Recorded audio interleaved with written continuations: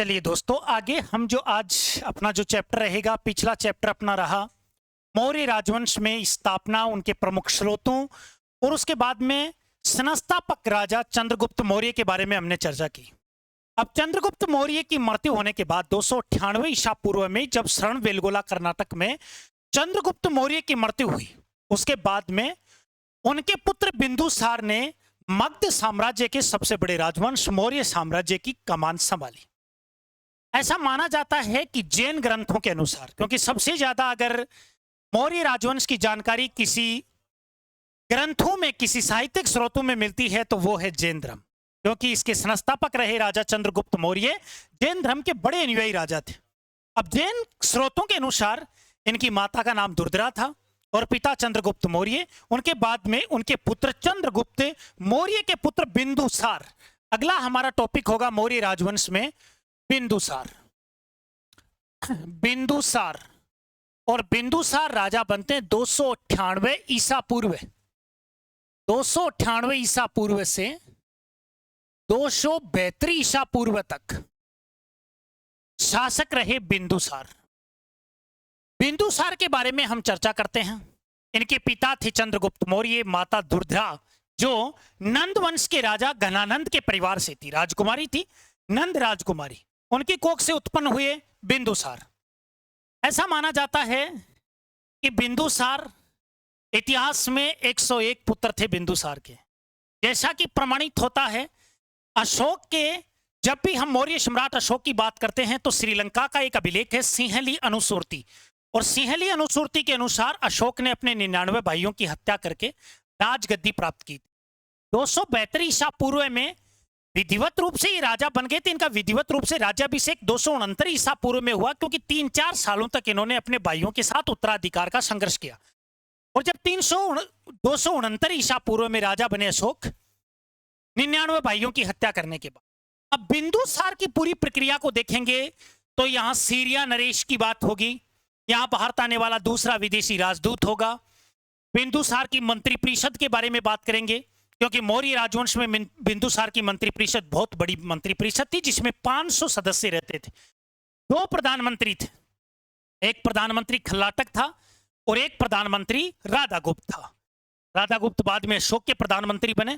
500 सदस्यों वाली मंत्रिपरिषद इनके दरबार में रही। 2 पुत्र बड़े, एक सुसीम जो तक्षशिला के गवर्नर बने, और अशोक को इन्होंने उज्जैन का गवर्नर बनाया था।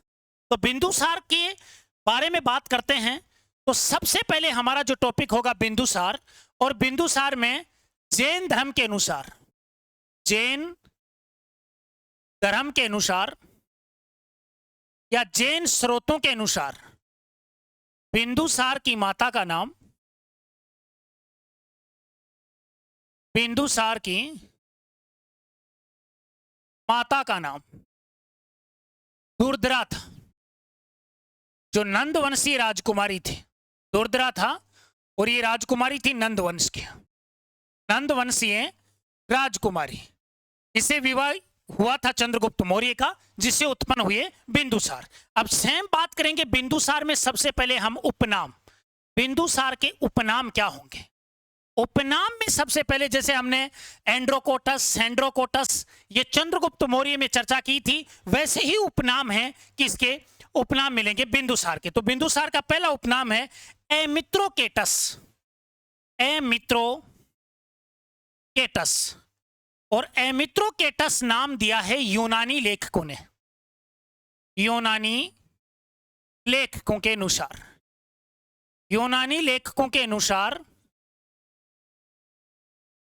इनका नाम मिलता है एमित्रोकेटस। यूनानी लेखकों के अनुसार एमित्रोकेटस। अगला नाम मिलेगा एमित्रघात।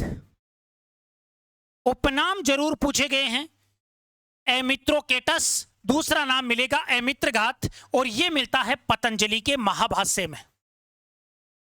पतंजलि के महाभाष्य में यह नाम मिल गया। इसके अलावा इनका नाम मिलता है भद्रसार, और भद्रसार नाम मिलता है वायु पुराण में।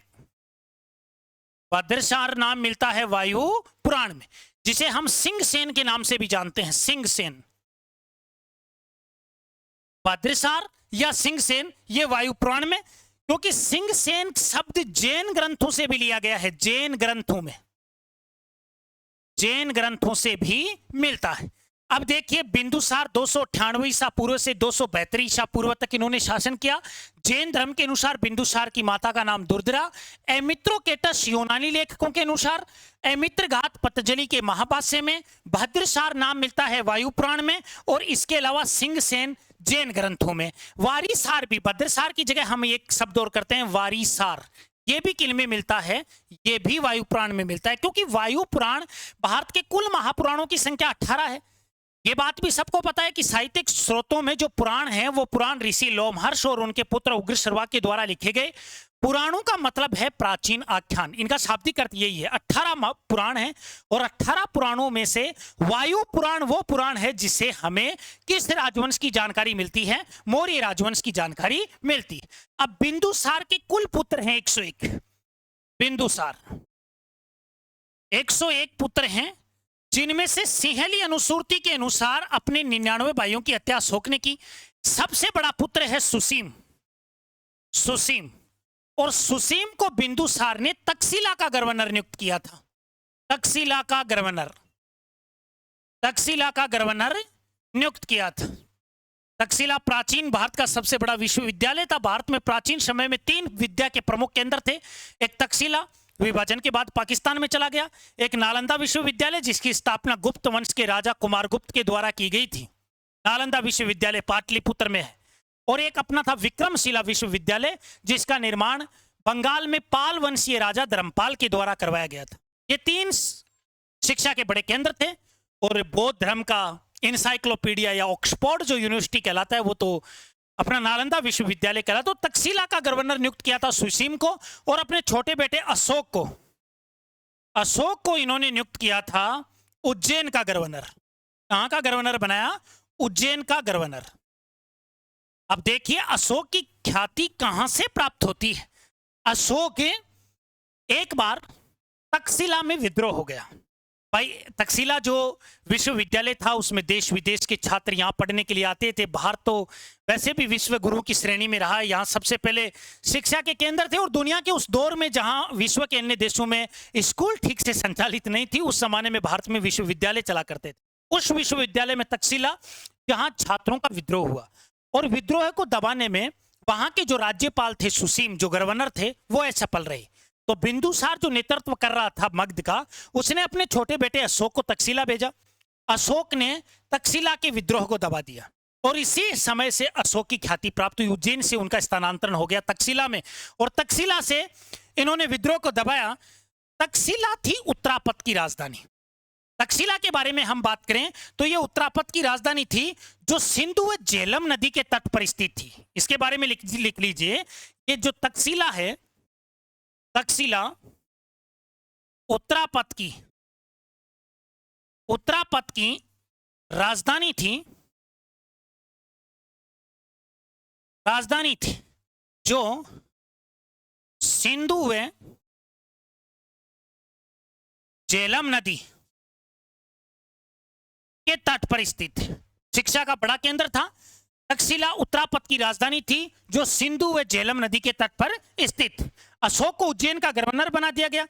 अब बिंदुसार की ये जब बातें हुई तो बिंदुसार के समय आने वाले राजदूतों के बारे में चर्चा करते हैं। बिंदुसार के समय भी राजदूत आए, जैसा कि चंद्रगुप्त मौर्य के समय प्रथम यूनानी राजदूत मेगस्थनीज भारत में आया, और उसने पाटलिपुत्र का नगर विन्यास के बारे में अच्छे से जानकारी दी। तो इसके दरबार में कौन कौन से वो राजदूत आए, उनके बारे में हम एक बार चर्चा कर लेते हैं। सबसे पहले बिंदुसार के समय सीरिया के शासक, देखिए एक बार, बिंदुसार के समय मिस्र है ना, सीरिया। बिंदुसार के समय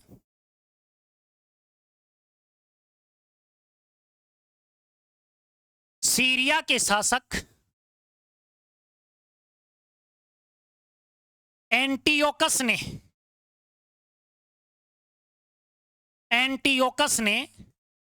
डाईमेकस नामक राजदूत बिंदुसार के दरबार में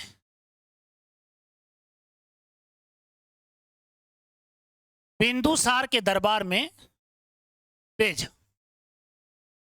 अब डाइमेकस नामक राजदूत आया तो यह भारत आने वाला दूसरा विदेशी राजदूत है। डाइमेकस को कह सकते हैं, डाइमेकस के नीचे अंडरलाइन कर लीजिए, यह है भारत आने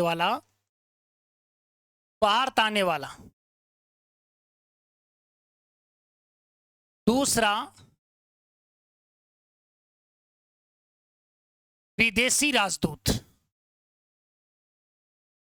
भारत आने वाला दूसरा विदेशी राजदूत कौन है? डाइमेकस। पहला कौन आया? मेगस्थनीज। ये बिंदुसार के दरबार में आ गए। इसके अलावा बिंदुसार के बारे में यह कहा जाता है कि एथीनियस के अनुसार, यह अनुसार है एथीनियस के अनुसार बिंदुसार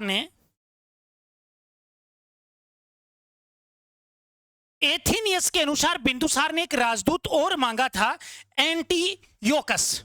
इसके अलावा एंटियोकस राजदूत तो भेजा ही भेजा, इसके अलावा अंगूर के अलावा सूखे अंजीर, शराब और एक दार्शनिक की मांग की थी। पर जो मिस्र में एक नियम है कि वहां व्यक्ति का आदान प्रदान नहीं हो सकता, तो दार्शनिक के लिए तो इन्होंने क्या कर दिया था? मना कर दिया था। यह एथीनियस बताता है कि बिंदुसार ने जो सीरिया का नरेश है एंटियोकस, उससे 3 चीजें मांगी थी। अंगूर मांगे, शराब मांगी, इसके अलावा अंजीर मांगा और एक मांगा दार्शनिक। तो दार्शनिक के लिए इसने मना कर दिया, बाकी सारी चीजें बिंदुसार के दरबार में इसने दी। आगे कहा जाता है कि मिस्र का एक नरेश था टोलमी फिलाडेल्फस।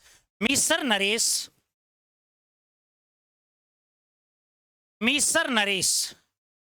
टोलमी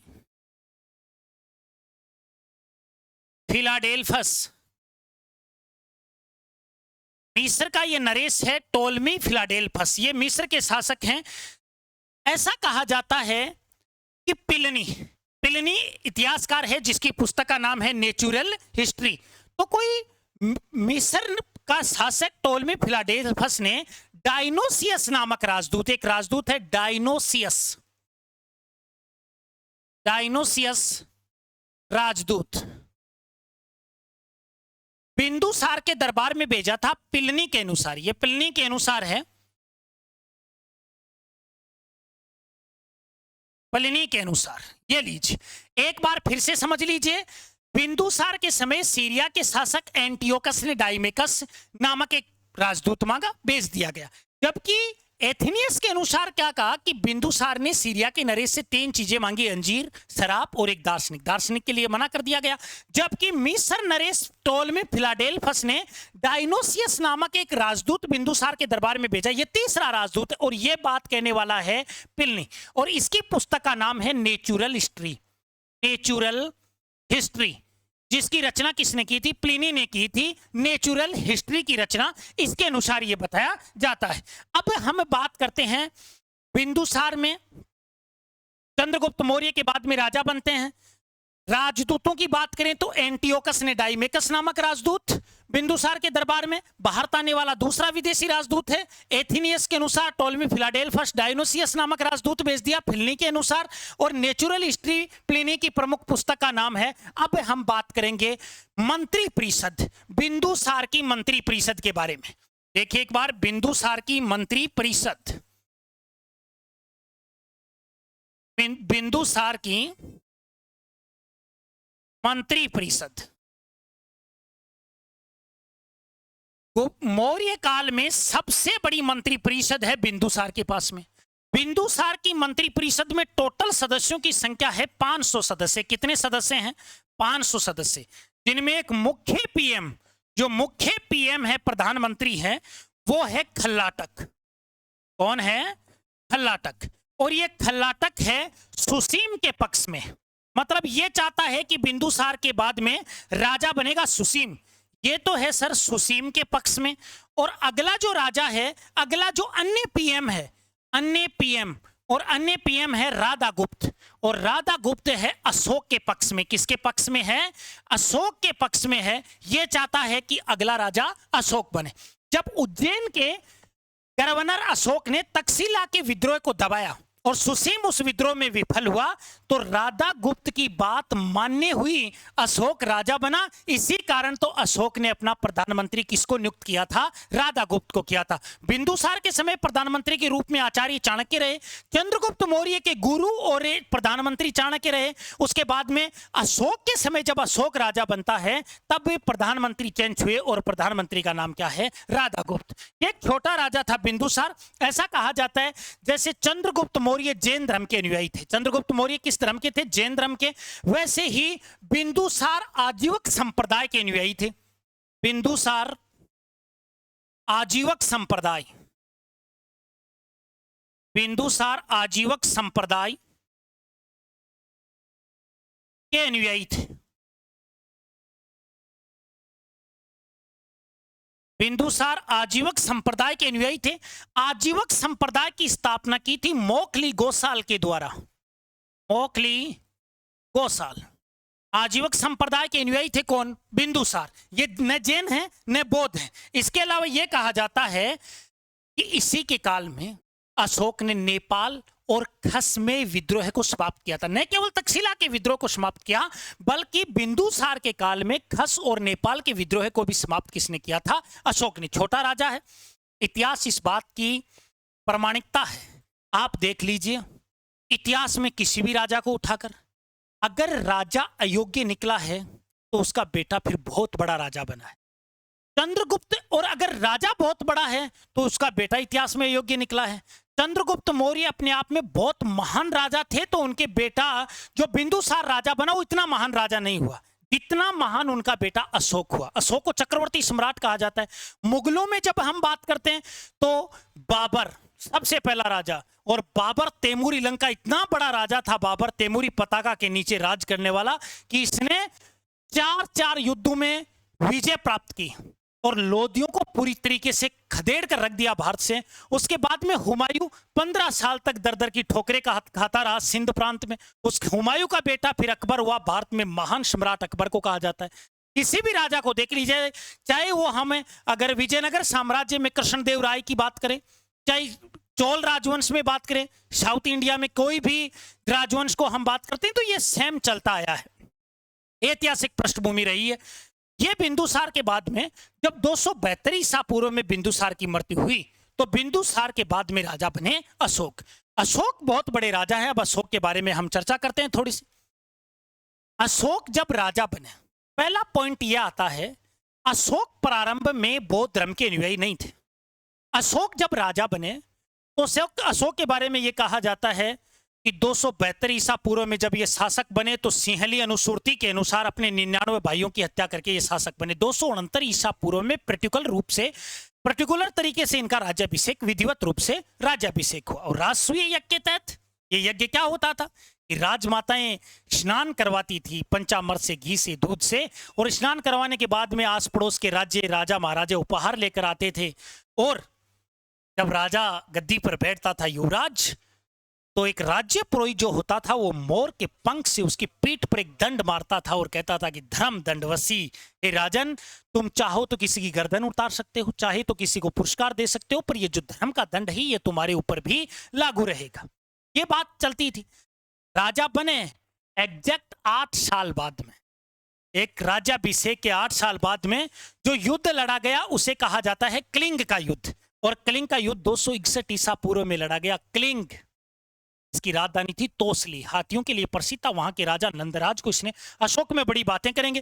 चंद्रगुप्त मौर्य, बिंदुसार, और अगला शासक हम बात करते हैं अशोक के बारे में। देखिए एक बार अशोक के बारे में, मौर्य सम्राट अशोक, और अशोक को अतिशयोक्ति बिल्कुल नहीं होगी, चक्रवर्ती सम्राट बोलने में बहुत बड़ा राजा है अशोक मौर्य। वैसे इसका शासनकाल तो शुरू हो जाता है 272 ईसा पूर्व से। विधिवत रूप से इनका राज्याभिषेक तो 269 ईसा पूर्व में होगा। ईसा पूर्व से अपना चलेगा 232 ईसा पूर्व तक मगध की राजगद्दी पर जो शासन करेंगे अशोक शासन करेंगे। अब अशोक के बारे में सबसे पहले हम बात करें अशोक के बारे में। देखिए अशोक का वास्तविक राज्याभिषेक, अशोक का वास्तविक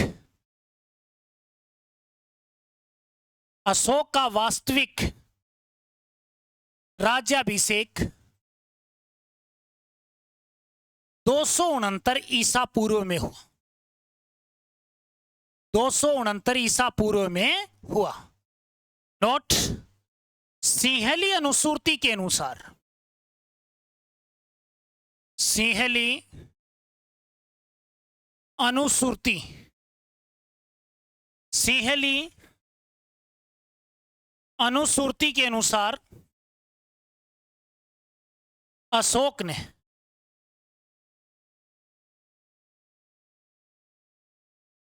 अपने 99 भाइयों की हत्या कर राजगद्दी प्राप्त की। 99 भाइयों की हत्या करके क्या की थी? राजगद्दी प्राप्त की अशोक मौर्य ने। कहा जाता है कि अशोक की माता का नाम सुभद्रांगी या धर्मा था। इनकी माता का नाम है सुभद्रांगी या धर्मा, सुभद्रांगी या धर्मा, जो बिंदुसार की क्या है? बिंदुसार की पत्नी है। अब 99 अशोक की रानियों की बात करें, अशोक की रानियां, क्योंकि बड़ा राजा है, अशोक की रानियां, अशोक की रानियां हैं असंगमित्रा। पुत्री का नाम संगमित्रा था, पत्नी का नाम है असंगमित्रा, कारुआकी, महादेवी, और एक नाम मिलता है विदिशा। एक नाम क्या मिल जाता है? विदिशा। ये पत्नियां हैं किनकी? अशोक। ऐसा माना जाता है अशोक बहुत बड़ा राजा होने के साथ बहुत खूंखार राजाओं में से एक थे अशोक मौर्य। 261 ईसा पूर्व में कई बार क्या होता है कि जब इतने रियासतें थी, इतना राजा रजवाड़े थे, तो उनमें से कलिंग का तो राजा है अशोक, ये कलिंग का राजा है नंदराज। नंदराज ने कह दिया कि अशोक इतना बड़ा राजा है क्या जो मेरे से टक्कर ले सकता है? फिर छोटा सा कलिंग है, हाथियों के लिए प्रसिद्ध, राजधानियां दो हुई बाद में। अशोक को जीतने के बाद में तो कलिंग की राजधानी एक तो अपनी तोसली थी, एक जोगढ़ हो गई थी, क्योंकि कलिंग को दो भागों में बांट दिया अशोक ने।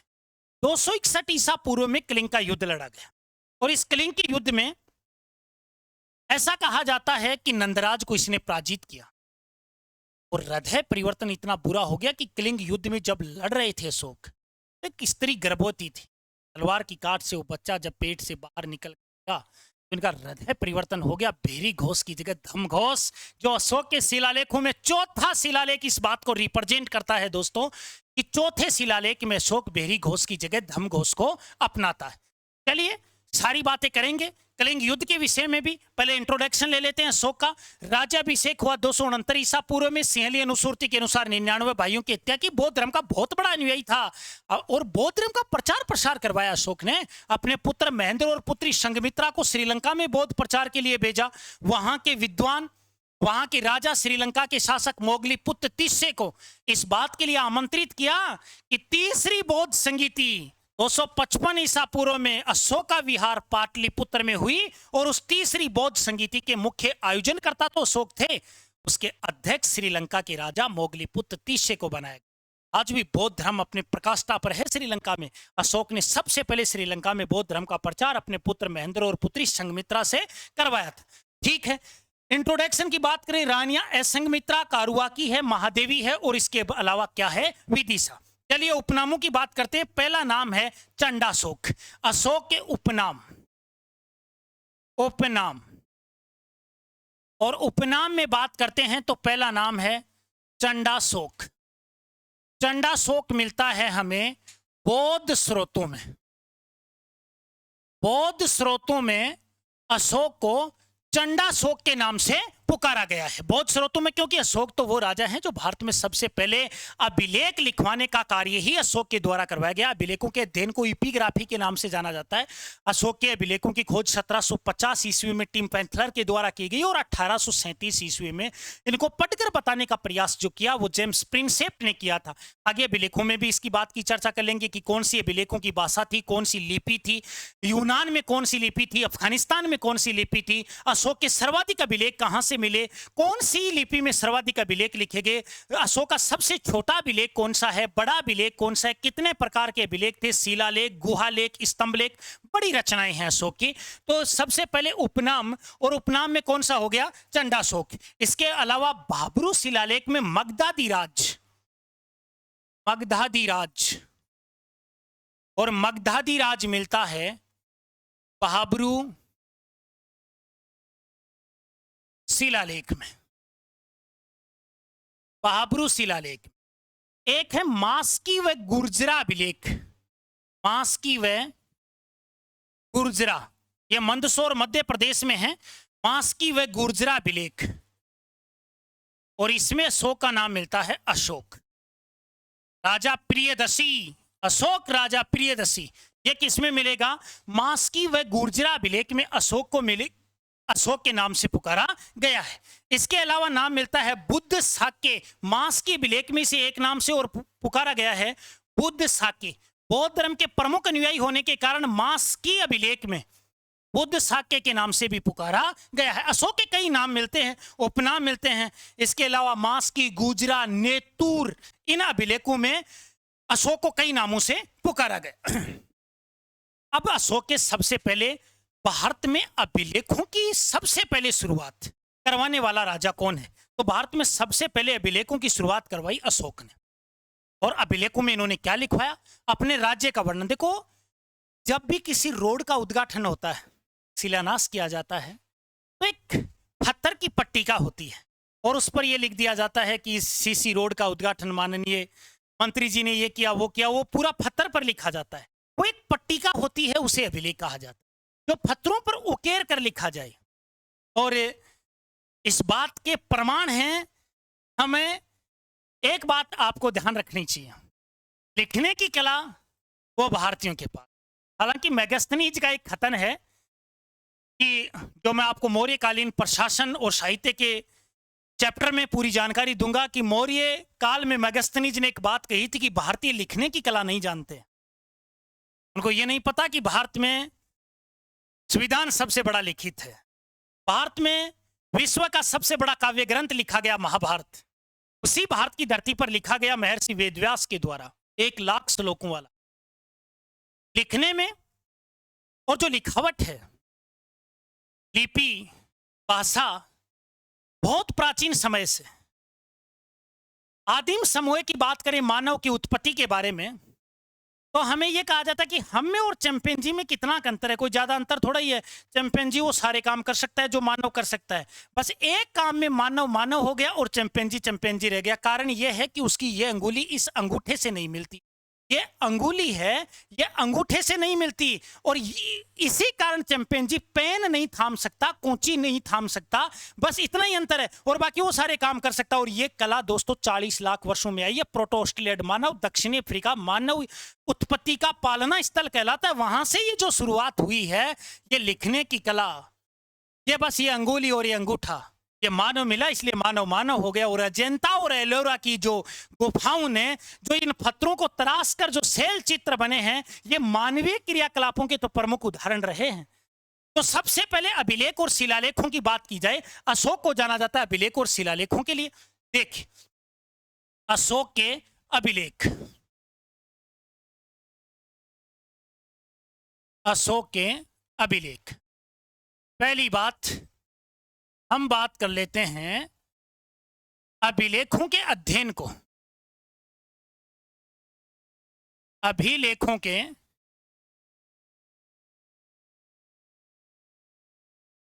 अध्ययन को एपिग्राफी, एपिग्राफी कहा जाता है। जैसे सिक्कों के अध्ययन को कहते हैं न्यूमिस्मेटिक्स, वैसे ही अभिलेखों के अध्ययन को कहा जाता है एपिग्राफी। भारत में अभिलेखों की शुरुआत, भारत में अभिलेखों की शुरुआत मौर्य सम्राट अशोक के द्वारा की गई और ये सम्राट अशोक के द्वारा की गई। आज भी जिंदा हैं वो अभिलेख, भारत में दर्शाते हैं कि गिरा जहां का खून वहां का पत्थर पत्थर जिंदा है। गिरा जहां का खून वहां का पत्थर पत्थर जिंदा है, जिस्म नहीं मगर नाम का अक्सर अक्सर जिंदा है। और जीवन में ये अमर कहानी अक्सर अक्सर गढ़ लेना, और शौर्य कभी छो जाए तो अशोक मौर्य को याद कर लेना। इनके आज भी इनके अभिलेख सुरक्षित हैं। बैराठ जयपुर के पास में विराट नगर जो स्थान है, वहां से निकला इनका भाबरू अभिलेख, जो आज कलकत्ता के संग्रहालय में रखा हुआ है। अध्ययन करते हैं लोग, पीएचडी करते हैं अभिलेखों पर, अशोक के क्रियाकलापों। और बैराठ का तो अपना एक अलग ही इतिहास है। थोड़ा सा चैप्टर से हटकर ये बात बता देता हूं कि विराट नगर या बैराठ ये जयपुर जिले में पड़ता है। जयपुर ग्रामीण में है वर्तमान में। ये कोई जमाने में मत्स्य महाजनपद की राजधानी हुआ करता था बैराठ। 16 महाजनपदों में से एक था मत्स्य महाजनपद। और बैराठ आध्यात्म के क्षेत्र में, शिक्षा के क्षेत्र में, पुरावशेषों के क्षेत्र में पांडवों की शरण स्थली रही कोई जमाने में, गुरु द्रोण का निवास स्थान रहा, और इसी की तलहटी में बसा शहर। 2019 आध्यात्म के क्षेत्र में पद्मश्री से सम्मानित बाबा नारायण दास की नगरी है, जिसमें हर आध्यात्म में जिन्होंने आध्यात्म का केंद्र बनाया, ये तो बहुत बड़ा स्थान है। राजस्थान के इतिहास और यहाँ की सभ्यताओं में प्रमुख रूप से नाम लिया जाता है बैराठ का। तो बैराठ से भी नाता इसलिए जुड़ जाता है अशोक का, क्योंकि यहां से अशोक के शिलालेख और अभिलेख मिले। अब देखिए अशोक के शिलालेखों की सर्वप्रथम खोज, अशोक के शिलालेखों की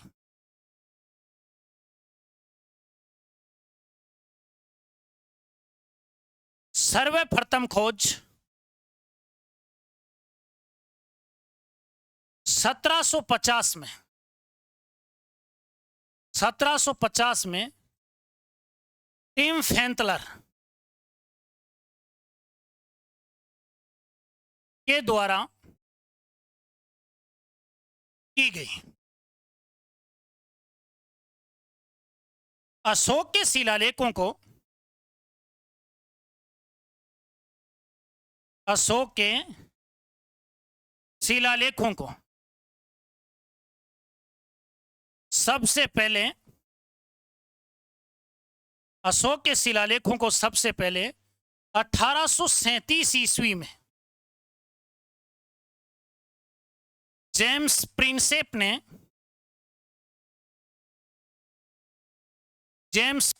ने पढ़ा। अब अशोक के अभिलेखों की लिपि क्या होगा? अशोक के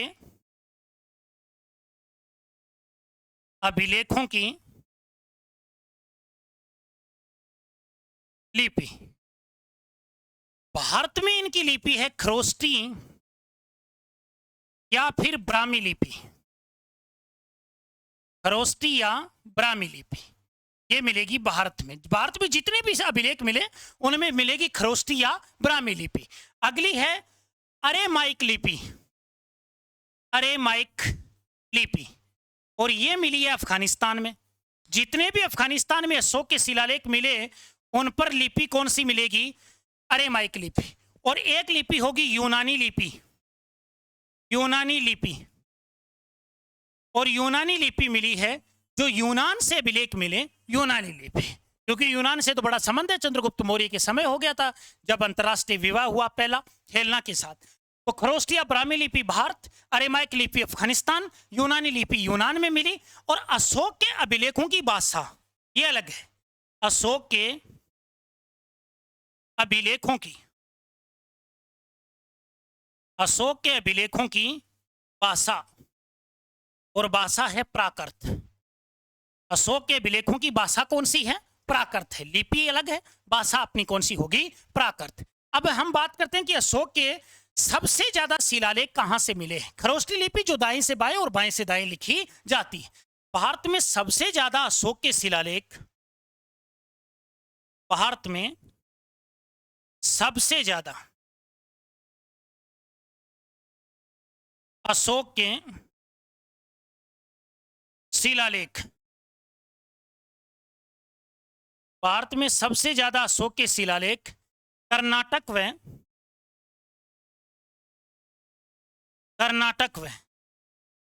आंध्र प्रदेश से मिले। कर्नाटक व आंध्र प्रदेश से मिले। भारत में सबसे ज्यादा अशोक के शिलालेख कहां से मिले हैं? कर्नाटक व आंध्र प्रदेश। एक बार फिर से रिपीट कर लेते हैं इन बातों को। अशोक के अभिलेखों में, अशोक के अभिलेख, पहली बात, अभिलेखों के अध्ययन को कहा जाता है एपिग्राफी। भारत में अभिलेखों की शुरुआत मौर्य सम्राट अशोक के द्वारा की गई। अशोक के शिलालेखों की सर्वप्रथम खोज 1750 ईस्वी में टिम पेंथलर के द्वारा की गई। अशोक के शिलालेखों को सबसे पहले पढ़ा 1837 में जेम्स प्रिंसेप ने। अशोक के अभिलेखों की लिपि खरोष्टी ब्राह्मी भारत में हो गई, अरेमाइक अफगानिस्तान में हो गई, यूनानी लिपि अपने यूनान में हो गई। भारत में सबसे ज्यादा अशोक के शिलालेख मिले हैं कहां से? कर्नाटक व आंध्र प्रदेश से। और भाषा कौन सी है इनकी? प्राकृत भाषा है। अब अशोक के कुल शिलालेखों की, कुल शिलालेख, कुल शिलालेख ये हैं 14। कुल शिलालेख कितने? 14। स्तंभ लेख, स्तंभ लेख इनकी संख्या है 7 और गुहा लेख ये हैं 4। जैसे जैसे अशोक ने बौद्ध भिक्षुओं के लिए बिहार में बराबर की पहाड़ियों में 4 गुफाओं का निर्माण करवाया था। और 4 गुफाओं में अपनी हो गई एक तो कर्ण, चौपार, सुदामा और विश्व झोपड़ी। इन 4 गुफाओं का क्या करवाया था? निर्माण, जो बौद्ध भिक्षुओं के लिए। अब हम सबसे पहले बात करेंगे अशोक के कुल 14 शिलालेखों के बारे में। कौन से शिलालेख में अशोक ने किस बात पर बल दिया है और किस बात पर ध्यान दिया। इनके अलग अलग शिलालेख हैं। प्रथम शिलालेख में क्या लिखा गया, द्वितीय शिलालेख में क्या लिखा गया, और ये सबसे ज्यादा क्वेश्चन कई बार एग्जाम में पूछे गए। ठीक है, तो एक बार इसको देखने के बाद में अशोक के शिलालेखों के ऊपर चर्चा करते हैं। 14 प्रकार के शिलालेख है अशोक के। कौन से शिलालेख में किस प्रकार की चर्चा की गई? चलिए शुरुआत करते हैं अशोक के शिलालेख। अशोक के शिलालेख कितने हैं? टोटल 14। नंबर 1, प्रथम शिलालेख। प्रथम शिलालेख में अशोक किसकी बात करता है? प्रथम शिलालेख में बात होती है, इसमें किया जाता है पशु हत्या पर रोक। पशु हत्या पर रोक, पशु हत्या पर रोक। पहले देखो, राजस्थान में तो ये बड़ा विषय बड़ा प्रचलित रहा है कि पशु बलि, छग बलि, नर बलि, ये तो राजा महाराजाओं के दौर में बड़ा प्रसिद्ध कार्य था। राव जोधा ने जब मेहरानगढ़ का दुर्ग बनवाया था चिड़ियाटों की पहाड़ी में जोधपुर में, तो एक राजिया नामक भांबी जाति के मेघवाल को जिंदा बाई बुर्ज में उसे जिंदा दफनाया, बलि दी गई उसकी। छग बलि, बकरे के कान की बलि दी जाती थी। पशु बलि भी देवियों के मंदिर में सबसे ज्यादा। तो सबसे पहले देखो इनके कर्तव्य देखना अशोक के। कलिंग युद्ध पर चलेंगे, कलिंग युद्ध की बात होगी, पूरे युद्ध को स्ट्रक्चर से समझेंगे। उसके बाद में उसकी राजधानियों के वर्गीकरण को देखेंगे, कौन सी राजधानी तोसली कब बनी, जोगढ़ कब बनी, उसका नगर विन्यास कैसा था, सारी चर्चाएं।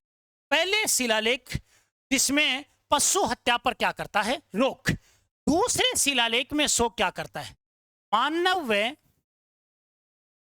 मानव पशु चिकित्सा, मानव पशु चिकित्सा का उल्लेख करता है। मानव व पशु चिकित्सा का क्या करता है? उल्लेख करता है दूसरे शिलालेख में। पहले में पशु हत्या पर रोक है, मानव व पशु चिकित्सा का उल्लेख करता है। अब तीसरा देखिए, राज्य अधिकारी समाज सेवा के लिए, राज्य अधिकारी समाज सेवा के लिए हर 5वें वर्ष राज्य का दौरा करेंगे, राज्य का दौरा करेंगे। यह भी नियम बना दिया जो तीसरे शिलालेख में मिलता है। चौथे में तो वही आ जाओ, जब कलिंग युद्ध लड़ा गया तो हृदय परिवर्तन हुआ और बेरी घोष की जगह कौन सा धम घोष अपनाता है? अशोक बेरी घोष की जगह धर्म घोष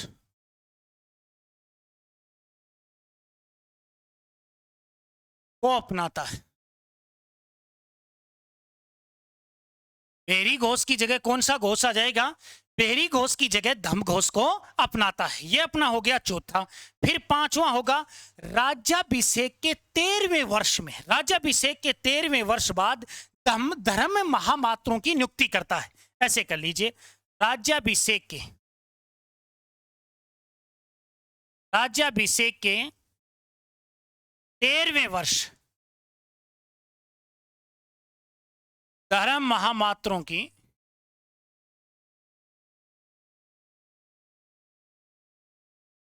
नियुक्ति करता है।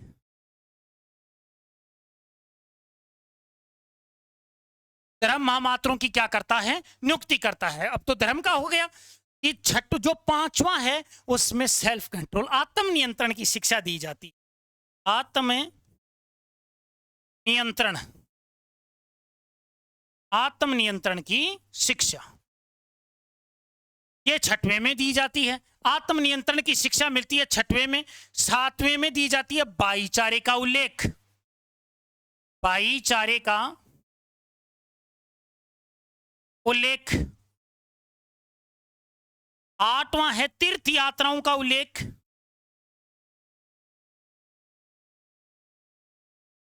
तीर्थ यात्राओं का उल्लेख।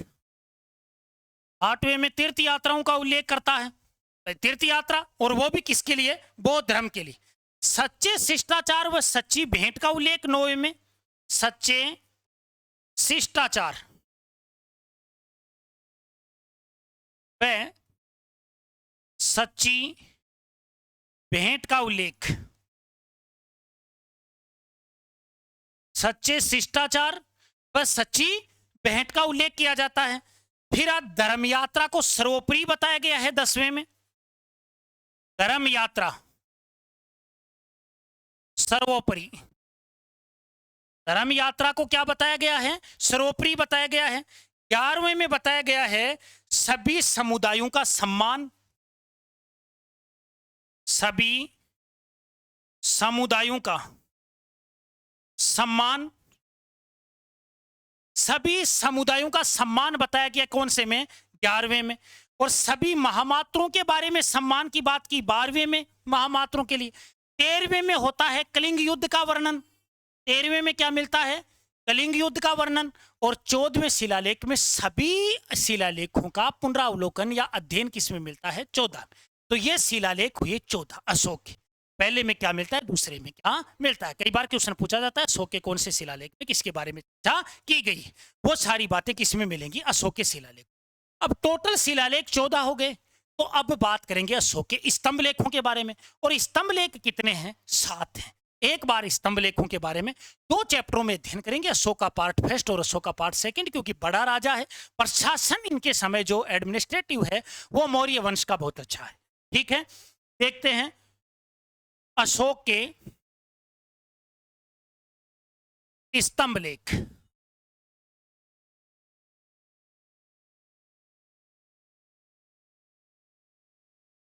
अशोक के स्तंभ लेख। अब अशोक के स्तंभ लेखों में बात करें तो 7 स्तंभ लेख हैं। कितने हैं? 7। पहला स्तंभ लेख देखते हैं, और पहला स्तंभ लेख है दिल्ली मेरठ स्तंभ लेख। नंबर 1, दिल्ली मेरठ स्तंभ लेख। दिल्ली मेरठ स्तंभ लेख, यह पहले मेरठ में था, बाद में से दिल्ली लाया गया फिरोज शाह तुगलक के द्वारा। इसके द्वारा दिल्ली सल्तनत में 5 राजवंश हुए, जिनमें एक राजवंश था तुगलक राजवंश। और तुगलक राजवंश के राजा फिरोज शाह तुगलक के द्वारा अशोक के दिल्ली मेरठ स्तंभ लेख को मेरठ से कहां लाया गया? दिल्ली में। और दिल्ली के कुशक ए शिकार महल में स्थापित करवाया गया। मेरठ से कहां आया? मेरठ से दिल्ली। लेकर आने वाले कौन है? फिरोज शाह तुगलक। फिरोज शाह तुगलक। स्थापित कहां करवाया? दिल्ली के कुसक ए शिकार, कुसक ए शिकार महल में, कुसक ए शिकार महल में इसे क्या करवाया गया, स्थापित करवाया गया। और इंपॉर्टेंट बात यह है कि इसे अशोक की छोटी लाट कहा जाता है, इसे अशोक की छोटी लाट कहा जाता है, इसे अशोक की क्या कहा जाता है, छोटी लाट कहा जाता है। नंबर 1 हो गया स्तंभ लेख, दिल्ली मेरठ स्तंभ लेख कुसक के शिकार महल में स्थापित करवाया गया। अशोक की छोटी लाट फिरोज शाह तुगलक के समय यह आया था। दूसरा है दिल्ली टोपरा स्तंभ लेख, दिल्ली टोपरा स्तंभ लेख। अब टोपरा कहां पर है, टोपरा है अंबाला हरियाणा। अब अंबाला पंजाब में नहीं है, अंबाला है हरियाणा में। अंबाला कहां पर है, हरियाणा, अंबाला हरियाणा में। तो टोपरा से इसे दिल्ली मंगवाया गया, और मंगवाया किसने, फिरोज शाह तुगलक, फिरोज शाह तुगलक। टोपरा अंबाला हरियाणा से ये कहां आया, दिल्ली। किसके शासनकाल में, ये भी फिरोज शाह तुगलक के शासनकाल में ही आया है। दिल्ली टोपरा स्तंभ लेख, और इसमें ये अशोक के द्वारा, पहली बात तो ये कहा जाता है कि ये अशोक के द्वारा फटा गया पहला, या अशोक का फटा गया पहला अभिलेख है, जो जेम्स प्रिंसेप ने फटा 1837 में। यह अशोक का प्रथम पढ़ा गया अभिलेख, यह अशोक का प्रथम पढ़ा गया क्या है, अभिलेख। इसे स्वर्ण स्तंभ कहा जाता है। क्या कहा जाता है, स्वर्ण स्तंभ। ये दो प्रमुख स्तंभ लेख हैं अशोक के, इसे स्वर्ण स्तंभ के नाम से भी जाना जाता है, या मीरान ए जरीन कह दीजिए। जो ये लीजिए मीरान ए जरीन, मीरान ए जरीन, ये दो स्तंभ लेख। इसके बाद में होगा प्रयाग स्तंभ लेख, ये बड़ा है। प्रयाग स्तंभ लेख के बारे में तो कहना ही क्या, प्रयाग प्रशस्ति, प्रयाग स्तंभ लेख, जहांगीर के लेख इसी पर तो मिले हैं दोस्तों। प्रयाग, गंगा यमुना और सरस्वती, इन तीनों नदियों के संगम पर भारत का सबसे बड़ा महातीर्थ था प्रयाग। मुगल सम्राट अकबर ने 1582 में एक इलाही धर्म चलाया था, इलाही। उसके सबसे ज्यादा सम्मेलन प्रयाग में होते थे। उसके नाम पर फिर प्रयाग में इलाही के नाम पर इसका नाम कर दिया इलाहाबाद। बाकी योगी आदित्यनाथ जो उत्तर प्रदेश के मुख्यमंत्री हैं, वर्तमान में तो इसका नाम बदलकर प्रयागराज कर दिया गया, पर पहले इसका नाम इलाहाबाद था। अब इलाहाबाद में इस प्रयाग स्तंभ लेख पर पहले समुद्रगुप्त के पहले लेख लिखे गए अशोक के। उसके बाद में गुप्त वंश के राजा समुद्रगुप्त के दरबारी कवि और संस्कृत के महान आचार्य हरिसेन ने प्रयाग प्रशस्ति की रचना कर दी, जिसमें 33 पंक्तियां, 35 फीट ऊंची लाट है ये, जिस पर हरिसेन ने लिखा चंपू शैली में, भाषा संस्कृत हो गई। उसके बाद में इस पर जहांगीर के लेख भी मिलते हैं। अब भारत का ऐसा कौन सा स्तंभ है जिन पर 3 भाषाओं का प्रयोग किया गया, भाई अशोक के समय तो इसमें प्राकृत भाषा का प्रयोग हो गया, फिर समुद्रगुप्त के समय हरिसेन ने इस पर कौन सी भाषा का प्रयोग कर दिया, संस्कृत का। और मुगल सम्राट जहांगीर के जब लेख लिखे गए इस पर, तो मुगलों की राजकीय भाषा कौन सी थी, फारसी, तो इसमें फारसी के लेख भी मिलते हैं। तो तीसरा हो गया अपना प्रयाग स्तंभ लेख, और प्रयाग स्तंभ लेख की रचना भी किसने की थी, अशोक ने। कौशाम्बी में था पहले ये, कौशाम्बी से प्रयाग, अकबर के समय जहांगीर ने खोजा था इसको, ठीक है। प्रयाग स्तंभ लेख तीसरा कौशाम्बी से मिला था। कहां से मिला था, कौशाम्बी, कौशाम्बी से ये मिला, जहांगीर लेकर आया अकबर के शासनकाल में। और ये जो प्रयाग स्तंभ लेख है, इस पर अकबर के समय ये खोजा गया। इसमें लेख मिलते हैं अपने मौर्य वंश के राजा अशोक के, गुप्त वंश के राजा समुद्रगुप्त का दरबारी कवि हरिसेन, उसी ने भी प्रयाग प्रशस्ति की इस पर रचना की। और जहांगीर के क्या मिलते हैं, लेख मिलते हैं। 3 हो गए। एक लोरिया नंदनगढ़ स्तंभ लेख है, कौन सा है, जो था लोरिया नंदनगढ़, लोरिया नंदनगढ़ स्तंभ लेख, लोरिया नंदनगढ़ स्तंभ लेख। अब लोरिया नंदनगढ़ स्तंभ लेख ये चंपारण बिहार में है। ये सबसे सुंदर स्तंभ लेख है। मोर का चित्रण मिलता है इस पर चित्र कौन सा मिलता है? मोर का चित्रण मिलता है। और ये चंपारण बिहार में है। लोरिया नंदनगढ़ स्तंभ लेख। इसके अलावा लोरिया अरेराज, पांचवा लोरिया अरेराज। लोरिया अरेराज ये भी कहां पर है? बिहार में है। अब एक रामपुरवा लेक युक्त है छठवां, और एक लेक विहीन है।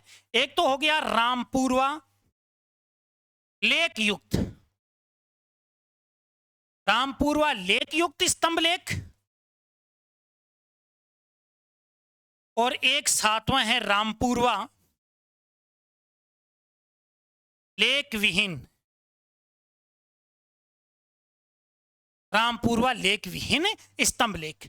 ये 7 स्तंभ लेख हैं जिनमें रामपुरवा जो लेक विहीन है, इसकी खोज तो 1872 में कार्लाइल के द्वारा की गई। इसकी खोज 1872 में कार्लाइल के द्वारा की गई थी। ये हुए अशोक के स्तंभ लेख। धन्यवाद दोस्तों। अगला जो अशोक के बारे में जो बात करेंगे वो अगले चैप्टर में बातें करेंगे, अगले अध्याय में। धन्यवाद।